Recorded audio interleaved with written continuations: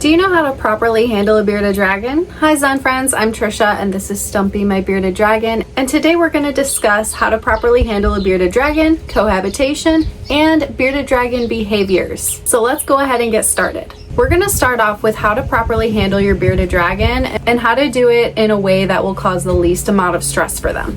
To handle your bearded dragon, come from the front and lift them from underneath. Coming from overhead can make the bearded dragon think that you are a predator and may cause them to run or become defensive. And support all four legs so that way they have a sturdy surface to stand on.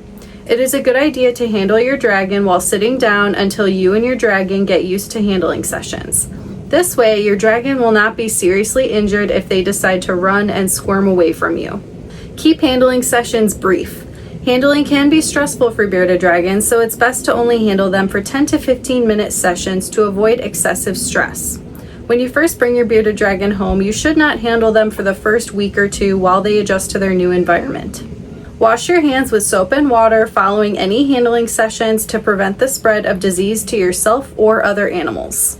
Next, we're going to talk about cohabitation. Stumpy is a perfect example of why cohabitation is not okay for bearded dragons because, as you can see, he is missing a front leg.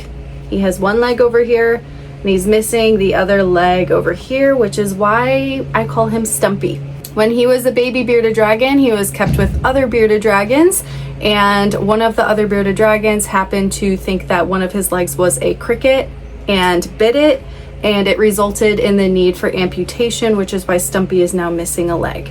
So with that being said, let's go ahead and learn a little bit more about why cohabitation is not the best for bearded dragons. Knowing the natural behaviors of bearded dragons allows us to know that these animals can be highly territorial and even aggressive toward other members of the same species or perceived intruders.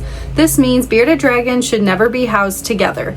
Bearded dragons are solitary animals that do not benefit from the presence of friends. Male bearded dragons will brutally fight. Female bearded dragons can fight or become highly stressed, and male-female pairs can breed, which, if not an intentional educated breeding, can lead to the death of the female bearded dragon. Bearded dragons should be housed alone for their own safety and well-being. Allowing interaction between predator-prey animals can end terribly. When it comes to interspecies relationships, allowing interaction between predator and prey animals can end terribly. Many have seen cute videos of cats and beardies snuggling together in the sunshine. While this may seem cute, it is likely neither animal is in that situation due to the bond with one another, but due to the desire of being in the warmth of the sun. Although it is possible for animals to be curious about one another, a bearded dragon and a domesticated cat are far from able to efficiently communicate with one another, much less form a bond.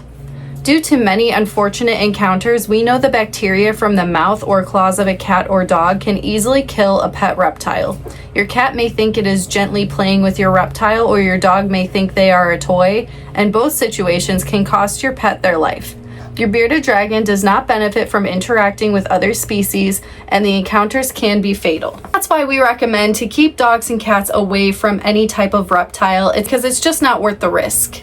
Now let's learn about some bearded dragon behaviors and how we can understand them a little better. Bearded dragons can express themselves in a variety of ways. As a keeper, it is important to know the meaning of each behavior so that way you can understand your bearded dragon and how it's feeling. Head bobbing is a common courtship display often initiated by male bearded dragons when they are courting a female. The female may return head bob to the male to show interest in breeding. Head bobbing can also be a display of aggression or territorial dominance. If another male is in range, they may head bob their heads quickly to show dominance to the intruder. Having a black beard. There are several reasons why a bearded dragon may have a black beard. It can be stress, sickness, breeding behaviors, and feeling threatened are a few common reasons why a bearded dragon may have a darker beard. Both males and females can make their beard black, though it is more common in male animals. Generally speaking, a bearded dragon with a black beard is usually stressed. Steps should be taken in order to find out the root of the issue. Another common behavior is flaring or fluffing up. Bearded dragons flare their beards in order to make themselves look larger and more threatening. In the wild, bearded dragons may challenge an intruder by making themselves look as large as possible. In captivity, this behavior can be a sign that your bearded dragon is feeling threatened by your presence. Waving is another behavior. Waving is a submissive behavior that is more commonly displayed by younger animals and less frequently by adults. If an animal feels threatened, they may wave their arm to show that they pose no threat to a more dominant animal. Hissing is another behavior. Bearded dragons may hiss when they feel threatened. Typically, this behavior is seen while an animal is stressed and flaring their beard as a way of saying back off to anyone around them. Mouth gaping is another behavior that bearded dragons will do. Tend to open their mouths as a form of thermoregulation to help cool down their body temperature. Air that blows through the mouth cools the blood running through the bearded dragon's head, creating an evaporative cooling effect. Mouth gaping is often observed when the animal is basking. This is not concerning behavior unless mucus or wheezing is present, which may instead be an indicator of an upper respiratory infection. Another very common behavior that bearded dragons do is called glass surfing. Bearded dragons do not understand glass or their reflection and may glass surf when stressed. This can be an indicator that your bearded dragon needs more enrichment or needs a revamped enclosure.